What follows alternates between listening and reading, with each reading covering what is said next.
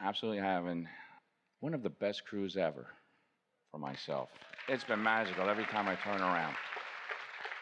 All of these magnificent little rendezvous, enlightenments, even during lunch yesterday, it was like a lot of aha moments.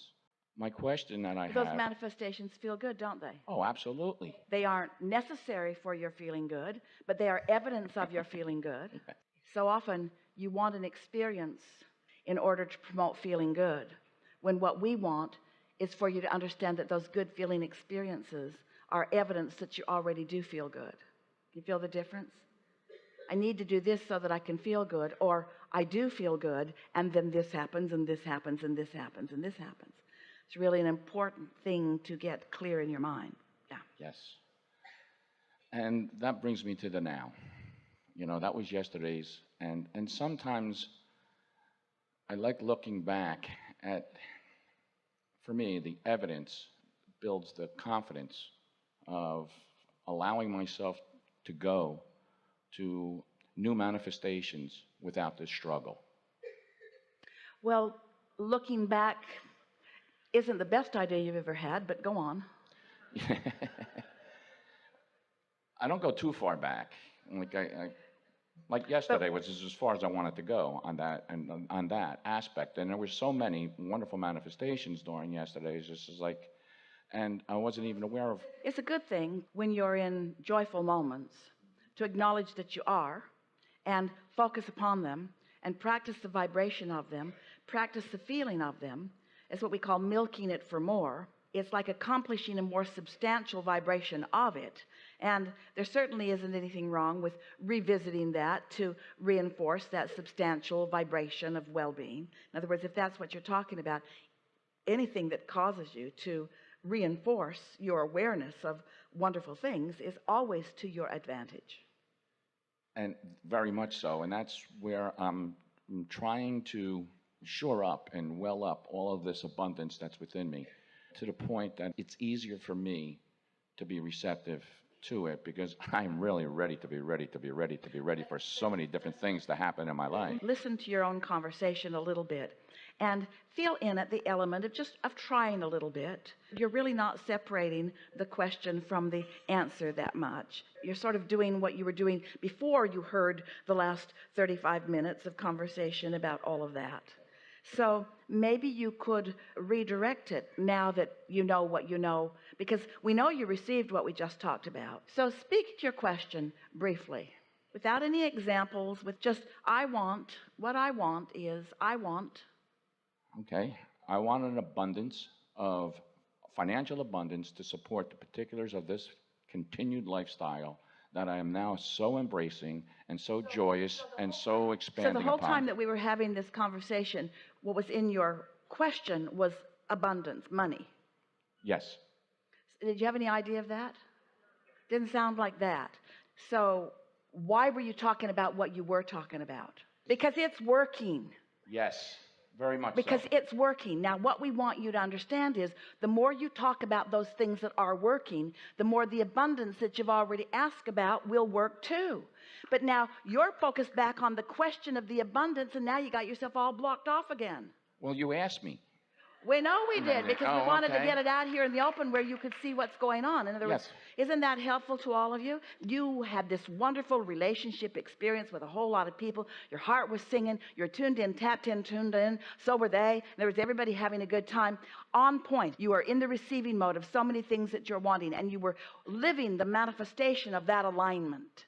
And then now you want to talk about abundance, where you're not right now living the manifestation to the degree of the abundance that you're wanting. And now we're focused back on that question. Now, well, the question, as a result of you asking, is, but the majority of my feeling has been, since I've arrived in Barcelona and on this cruise, is that we know that's true. And since that is true, then your abundance is becoming more. Can that be enough? Yes. Then you're done. Absolutely. I'm trying to navigate an unfamiliar aspect of letting. How do I not let go? Because What I no longer want to do is struggle, and I'm struggling here in these words right now. It's all right. We sort of trapped you here because it's for the good of everyone. But my whole focus is I no longer want to struggle. I'm giving up the struggle, path of least resistance. Well, you know how you give up the struggle? You give up the struggle by never bringing up an unresolved desire again, by just bringing up the ones that are working. This one is absolutely working, and I can feel it, and I'm dovetailing it with a lot of other things. And it's not that long ago that was the question, and now that's not the question because that answer is coming in abundance. I'm in a particular place emotionally where, in this particular topic, I have not allowed myself to go before, and I'm unfamiliar with it. That's why I was trying to say that I draw from yesterday's experience to shore it up. We're talking about the same things. So I'm unfamiliar. So hear this. You're really going to hear this clearly. So I have a desire for lovely relationships. And however it happened, we don't have to go back and talk about it. I have found mostly alignment with that subject. And so now I'm having lovely relationships. But I also have a question about more abundance. And I don't have the answers to the more abundance. So if you focus upon the happy relationships, the more abundance comes. This is what we mean when we say you got 10 topics, 9 of them are just the way you want them, 1 of them isn't. Most people spend all their time asking the question about that one, and they hold that one in suspended animation. Focus on anything where energy is flowing, and then energy flows to everything, even the abundance. But if you focus upon the topic where the energy isn't flowing as much as you want, then you slow the energy down. I understand that, but that's not exactly what I was doing at all. My real question is how can I continue to expand upon the enthusiasm of living in this answer without feeling like I'm abandoning the desire? Because that's where I'm finding myself in. There's your confusion because... Correct, I'm looking for clarity. We'll just say it to you straight up, as loudly and as clearly and as directly as we can. You cannot abandon a desire. And attention to it isn't abandoning it, it's crippling it. So how can I expand on my enthusiasm for that outcome? So here we are. Here's the problem. When you increase your attention to a subject, when you're still more in the problem end of it than in the solution end of it, increasing it slows it way, way, way, way down. So the answer is you got to be sure that you're in the receiving mode, and then in the receiving mode you increase it. Don't goose it up until you're sure which end of the stick you're on. And that's where I'm at right now. Does that make sense to you? This is such a good conversation. So we began today by wanting to discuss with you the difference between the problem end of the stick and the solution end of the stick, or the something missing end of the stick and something being present end of the stick. And we said to you, as clearly as we've ever said, you got to put separation, time separation between you being vibrationally active in the question and you seeking the vibrational answer. In other words, you got to put separation in that. So had lots of nice conversations about that. Everybody sort of gets that if you're hammering away at the question, then the solution cannot come. Then we talked about there are some aspects of your life where the solutions are abundant. And you said to us, I like thinking back on those situations where the solutions are already evident, where the solutions are already abundant, because I like to own that vibration. And we say, yes, do that on the subjects that don't activate any discord, because once you're already connected to source about something and you're already receiving, then anything that you add to that is just going to increase the momentum, and you're just going to have more and more and more and more fun on the subject. But if it's a subject where you haven't made that jump yet and you attempt to increase the momentum of it, all it does is compound the question and make you more resistant to the answer. Can you hear that? Because the human part of you feels like if you just get in there and go after it in a sort of determined way. But this vibrational world is a different world than the action world. The action world is about sort of brute force, and the stronger you are and the bigger you are and the more there are of you, the more you can move stuff around. But in a vibrational world, it's not like that. In a vibrational world, it's subtle and fine-tuning. It's tuning. It's not going hard after things. It's tuning. That's exactly where I find myself now, but I It's new to me. It's very new to me. And we know that it is, but what can be hard about this answer? Abraham, I have this thing that I've wanted for a while and it isn't coming. What should I do? Leave it alone.